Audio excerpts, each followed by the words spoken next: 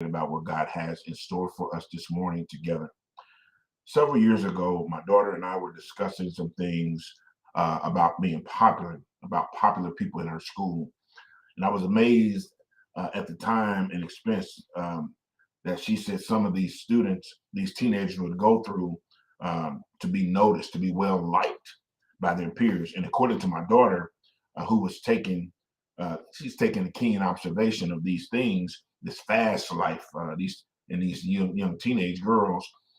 It seemed that much of the effort at popularity was spent on the fashion, on makeup, and hanging out with these right people. And so many centuries ago, when we think about Solomon recognized the need to be esteemed by our peers when he wrote in Proverbs 21 and 1, he says, a good name is to be more desired than great wealth. Favor is better than silver and gold. But the Bible teaches us that this need is not fulfilled, people of God, through style or through social status. In order to have a good name, two things are necessary, regardless of what you wear or who you know. The first thing that's necessary is that you keep your word. You forget what a person was wearing or who they were with or what they were doing, but you never forget the person who breaks their word to you. Jesus told us in Matthew 5 and 37, he says, let your yes be yes and your no be no. A person who keeps their promise, a person who is there when they say they will be there, a person who who who follows through, that person is going to be popular with you. And I do not care what else or who else likes them. They'll be popular with you. And I know in my eyes, they'll be popular with me. And in Psalm 15, David actually helps us when he asks the question. He says, who may abide in thy tent? Meaning, who is worthy before God? And he answers this by stating many qualities that one must possess, one must have. In verse 4, he mentions that one quality of this person is he swears to his own hurt, but does not change. My God. In other words, a person who gives his word and then things change, which puts him in the short end of losing in, but he does not change or go back on his word. My God, his word is more important than his advantage. And what the world would not forgive for a leader who would keep his or her word in our society today. We need these kind of people. And if you want to be popular, have a good name, make sure that your word is the most precious thing that you give to someone else. The second quality is keep your standards. Keep your standards. No matter what is going on around you, keep your standards. In the race to be popular, some people are willing to become whatever it takes to be accepted and admired. For some, this is easy because they have no sense of who they are. They simply become whatever is required to achieve popularity. They are chameleons. Others, however, know who they are, what they are, but many times they disguise themselves or change their standards in order to fit a certain mold. In Romans 12 and 1 and 2, Paul reminds us that as Christians, we belong to God exclusively. And he encourages us not to be molded by the pressures of this world to look like the world, but rather to exert pressure the opposite way so that the world recognizes us for who we really are.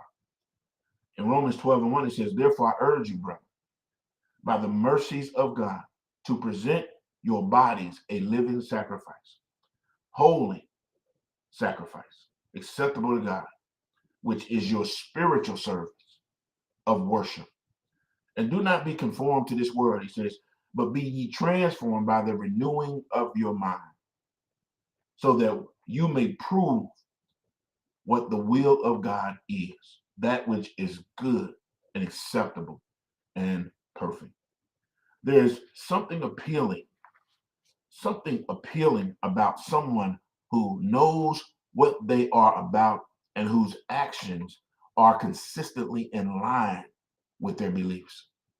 When people know what they stand for and see you stand for it consistently, my God, they will stand with you, regardless of the fads, regardless of the fashions. Politicians and popularity, they come and go. But men and women that stand on their principle are everlasting. I have told my children many times that when I die, they may not inherit great wealth, but I pray and hope that they will receive from me and will receive from me a good name. If they have a good name, cultivated by a lifetime of keeping my word, keeping their word, and keeping the standards that have been set. People may not see them as being famous people or popular people, but they will consider them as dependable, trustworthy, and persons of integrity.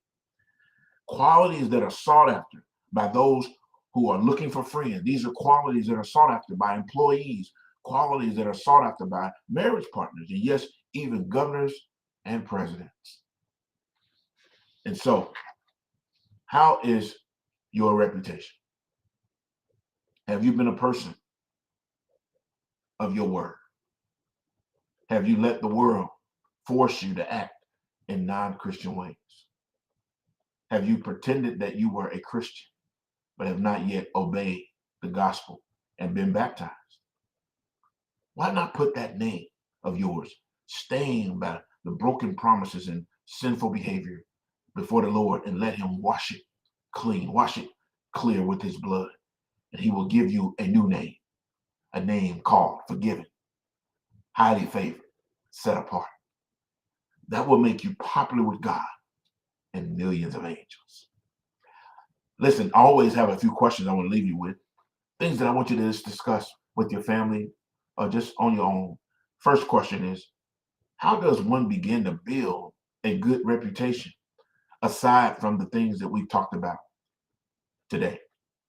Number two, in your opinion, how should one rebuild their name once it has been compromised? How do you restore a good name if it's been compromised? And number three, what are the greatest threats to one's reputation? And how do we avoid these threats? I pray, people of God, that the word this morning, man, has blessed your soul, has blessed your heart, and will continue to mold you and shape you into the men and women that God is calling you to be. Have a great day. Have a great week. That's my prayer. God bless you.